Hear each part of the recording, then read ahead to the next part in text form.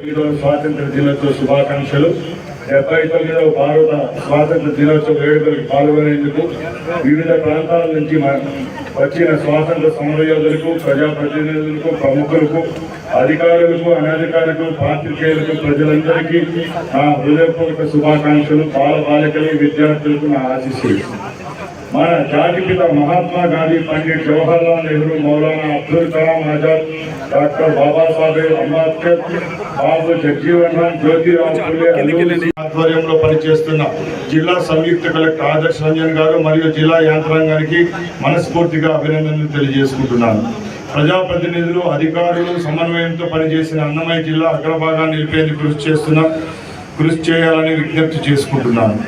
స్వాతంత్ర దినోత్సవ పర్వదినాన్ని పురస్కరించుకొని గౌరవ రాష్ట్ర ముఖ్యమంత్రి నారా చంద్రబాబు నాయుడు గారి నాయకత్వంలో మన అన్నమయ్య జిల్లాలో చేపట్టిన మరియు భవిష్యత్తులో చేపట్టబోతున్న అభివృద్ధి సంక్షేమ కార్యక్రమాలు సంక్షిప్త సమాచారాన్ని మీ ముందుకు తీసుకొస్తున్నాను.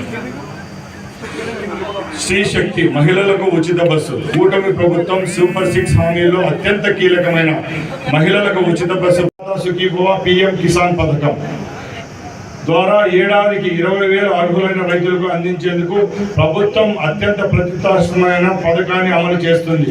అన్నదాత సుఖీభవ పథకం రైతులకు ఆర్థిక సాయం మాత్రమే కాదు, గౌరవం, భరోసా ఇచ్చే పథకం. రైతు ముఖంలో చిరునవ్వు చిందించాలనే ముఖ్యమంత్రి ధ్యేయం. ఈ పథకం కింద అన్నమయ్య జిల్లాలో 1,88,408 మంది రైతుల ఖాతాల్లో సుమారు 127,88,00,000 రూపాయలు జమ చేయడం జరిగింది. విజన్ స్వర్ణాంధ్ర మిషన్ 2047 భారత స్వాతంత్ర శతాబ్ది నాటికి ఆంధ్రప్రదేశ్ను అన్ని రంగాల్లో అగ్రస్థానంలో నిలిపేందుకు స్వర్ణాంధ్ర 2047 విజన్ డాక్యుమెంట్ రూపొందించడం జరిగింది. పేదరిక నిర్మూలన, ఉపాధి కల్పన, నీటి సంరక్షణ, వ్యవసాయం అభివృద్ధి, రవాణా సదుపాయాల మెరుగుదల, తక్కువ ఖర్చుతో ఇంధన ఉత్పత్తి, స్వచ్ఛాంధ్ర టెక్నాలజీ వినియోగం, తక్కువ ధరలతో అత్యున్నత ప్రమాణాలతో ఉత్పత్తి తయారీ, ఈ 10 సూత్రాలతో 2047 నాటికి రాష్ట్రాన్ని దేశంలోనూ అగ్రగామిగా నిలబెట్టేందుకు ముందుకెళ్తున్నాం. స్వర్ణాంధ్ర విజన్ 2047 విజన్ యొక్క ముఖ్య ఉద్దేశాలు: ఐశ్వర్యవంతమైన, ఆరోగ్యవంతమైన, ఆనందదాయకమైన ఆంధ్రప్రదేశ్ను నిర్మించడమే దీని ముఖ్య ఉద్దేశం. ఏపీ పునర్నిర్మాణం దిశగా P4 పేదరిక నిర్మూలనలో భాగంగా ఉద్యమ స్ఫూర్తితో ప్రభుత్వం, ప్రైవేటు, ప్రజల భాగస్వామ్యంతో P4 కార్యక్రమాన్ని ప్రభుత్వం ప్రతిష్టాత్మకంగా చేపట్టింది. ఈ పథకం ద్వారా సమాజంలో ఆర్థికంగా బలంగా ఉన్న 10% మంది మార్గదర్శకులు స్వచ్ఛందంగా ముందుకొచ్చి అట్టడుగున ఉన్న 20% బంగారు కుటుంబాలను దత్తుకు తీసుకోవడం, వ్యక్తులు, గ్రామాల అభివృద్ధితో తోడ్పడే అవకాశాన్ని కల్పిస్తోంది.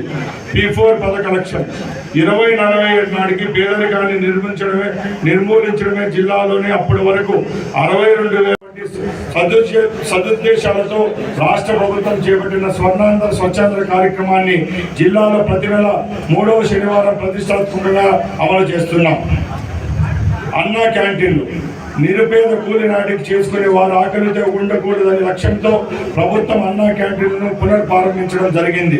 జిల్లాలోని అన్ని మున్సిపాలిటీలో అన్నా క్యాంటీన్లను ప్రారంభించి 5 రూపాయలకే రుచికరమైన ఆహారాన్ని అందిస్తున్నాం. ముఖ్యంగా నా నియోజకవర్గమైన రాయచోటి పట్టణంలో 2 అన్నా క్యాంటీన్లలో ఫ్రీగా భోజన సౌకర్యాన్ని కల్పించి అవకాశం ఇచ్చిన మీ అందరికీ ధన్యవాదాలు తెలియజేసుకుంటున్నాం.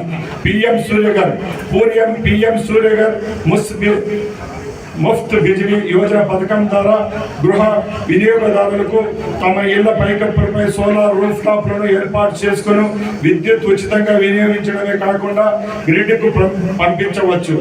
ఈ పథకంలో BC వర్గాలకు రాష్ట్ర ప్రభుత్వం అదనంగా 20,000 రాయితీ ఇస్తున్నది. SC, ST వర్గాలకు ఉచితంగా సోలార్ విద్యుత్ను అందించడం దీని ద్వారా సాధ్యమవుతున్నది.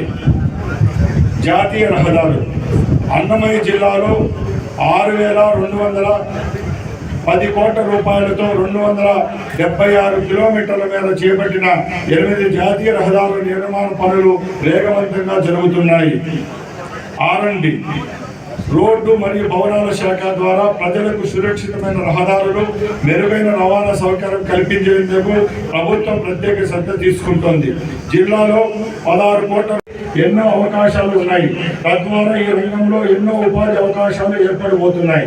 జిల్లాకి ధనమానికమైన ఆర్సిఎస్ చిత్ర నిర్మాణాలకు అనుకూలమైన ప్రదేశంగా గుర్తించి 2024 సెప్టెంబర్ మాసంలో ప్రపంచ పర్యాటక దినోత్సవం రోజు ఉత్తమ సినిమా చిత్రీకరణ అవార్డును గౌరవ ముఖ్యమంత్రి గారి చేతుల మీదుగా అందుకోవడం మన జిల్లాకే గర్వకారణంగా తెలియజేస్తున్నాము.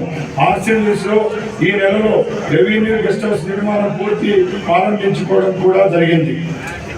వ్యవసాయం, ఉద్యాన శాఖ, పశుసంవర్ధక శాఖ జిల్లా సాధారణ వర్షపాతం 743.5 మిల్లీమీటర్లు కాగా ఇప్పటి వరకు 106.9 మిల్లీమీటర్ల వర్షపాతం నమోదైంది. 2025 ఖరీఫ్ సీజన్లో 53,007 హెక్టార్ల సాధారణ పంటకు సాగు విస్తీర్ణానికి కానీ ఇప్పటి వరకు వర్షాభావ పరిస్థితుల కారణంగా 5,655 హెక్టార్ల రైతుల శుభాకాంక్షలు తెలియజేసుకుంటూ సెలవు తీసుకుంటున్నాం.